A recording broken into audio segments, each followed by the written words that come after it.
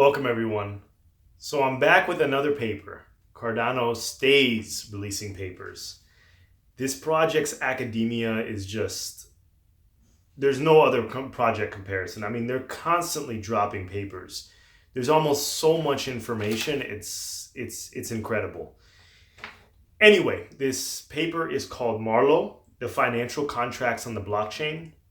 And I read through it. Of course, I take little bits and pieces of it because some of it is very complicated. So, what I got from the paper, and I'm not sure what everyone else got if they read the paper, was this whole idea of financial contracts in the blockchain. When I first entered the crypto space, one of the things that was enticing was this idea of immutable transactions. But I also thought that this could pose a problem because if you go to various different crypto communities, you'll see that, especially like the Bitcoin community, and I don't want to pick on Bitcoin because, once again, I like Bitcoin a lot. I think that it has great potential. But this idea of immutable transactions all the time, and you're going to be using this for everyday transactions all over the world, and you're going to be using it to pay for everything and whatnot.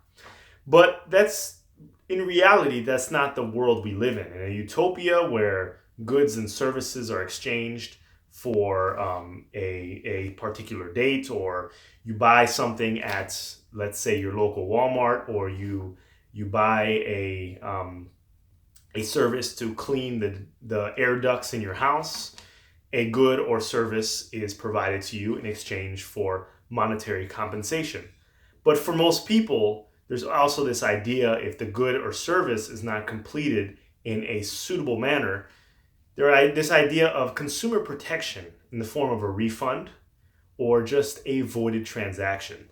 So if you have all these immutable transactions on the Bitcoin blockchain, it opens up a corridor for unsavory business. People trying to con other people, doing a transaction and saying, well, it's immutable, I can't do anything about that, pretty much running away with people's money. So if we're really thinking about the future of cryptocurrency being able to apply to every single scenario, or the everyday common good or service purchase, we need to have the ability to have transactions be immutable, but at the same time, there needs to be some kind of intermediary process. When you go on eBay or when you go on Amazon, eBay is a perfect example because Amazon, you don't even see it on the back end. But eBay also works with PayPal. So you buy goods on eBay, you purchase them through your PayPal, you can use your credit card, and they kind of sit in the seller's escrow account until they deliver the goods. Once a seller builds up a certain reputation, PayPal and eBay are more, there's higher chance that they would release the money to the seller because of past history.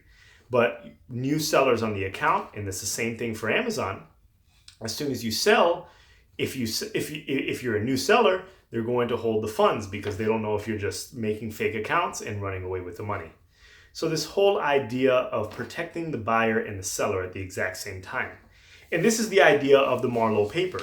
So this Marlowe system is basically financial contracts on the blockchain and need to be treated appropriately with the utmost security. So Marlowe is a DSL, which is a domain-specific language that looks at financial contracts and makes sure that they're error-free in order to guarantee fulfillment and prevent monetary loss. Let's take a quick example. Let's say that in the future, ADA is worth $1 per ADA, and someone wants to purchase a house with ADA. And I'm not sure where you're from, but let's say the average house costs $200,000 US. So they would need to send 200,000 ADA to the seller. But what if they did some sort of inspection or whatnot, and they just weren't satisfied? But the seller already received the 200,000 ADA because this is an immutable transaction on the blockchain. But basically with Marlowe, it works a little bit differently. There is a third party. It's kind of like a little escrow service. So say me, my name is Philippe, and we have someone else, and the seller of the house, her name is Carol, and we have an intermediary named Bob. Okay, and Bob could exist or he could not exist, but this is a financial contract. This is a smart contract. I can send this money to some sort of escrow, that Bob's account, and the money could sit there until both parties are satisfied. So if one party says that they're not satisfied, the transaction doesn't go through. Both parties have to commit and say that they're satisfied in order for the transaction to go through. And if the buyer and seller agree that the transaction should be void, they can both reject it and the money was returned back to the seller. Back to the buyer, I apologize. So this idea of buyer protection is something that we need to look forward to in the future. And Marlowe is exactly what this is. This is financial contracts on the blockchain. Being able to provide some sort of security for high value transactions and even medium value transactions to keep the buyer and the seller safe. If we're going to live within that Cardano ecosystem, we need to be as transparent and friendly to customers as possible. We can't be living in the Wild West where scammers are just coming through and wiping accounts and whatnot. This is not the ecosystem that we need to live in. We need to have some sort of security. These immutable transactions are fine, but in a perfect world, they're fine. But in this world, I'm not sure if you know this, but scammers are everywhere. So people need to be protected against this. And regardless of what you think, there needs to be some sort of financial contract on the blockchain that exists like this. And this is what Marlowe's working on. I'm not sure what you think. Let me know what you think about this paper. Have you had a chance to look through it? And what do you think about this whole idea of protecting the buyer, protecting the seller? So everything is not final, I lose everything. Because this is gonna really scare off a lot of people in the ecosystem. Why would I move from fiat to cryptocurrency if the method of storing my money or the security of my money is compromised? I don't care how devalued fiat currency goes. The majority of people still, if they have a bank account, they can go and they can say that I did not make this transaction. This is not a valid transaction, and reverse the transaction. Or they can get a refund for the good that were provided to them. This needs to exist in crypto as well. Otherwise, this whole idea of being able to use crypto for anything will never be accomplished.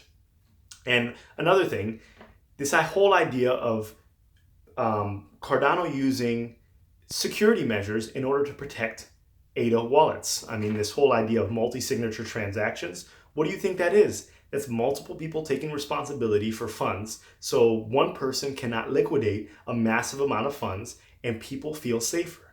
You don't think that whales out there are looking forward towards these improvements in the system? If you have 10 million ADA, if you have 1 million ADA, 5 million ADA, 10 million ADA, 100 million ADA in your account, and one person, someone could, you see people are swiping people's fingerprints when they're sleeping to access their phone. So, this one person could just liquidate you completely.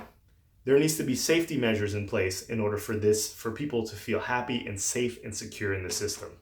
I'm looking forward to living in the Cardano ecosystem. I don't know about you. Let me know what you think. Like, comment, and subscribe. And once again, thank you for all your support. I'm reading all your comments. Until the next video.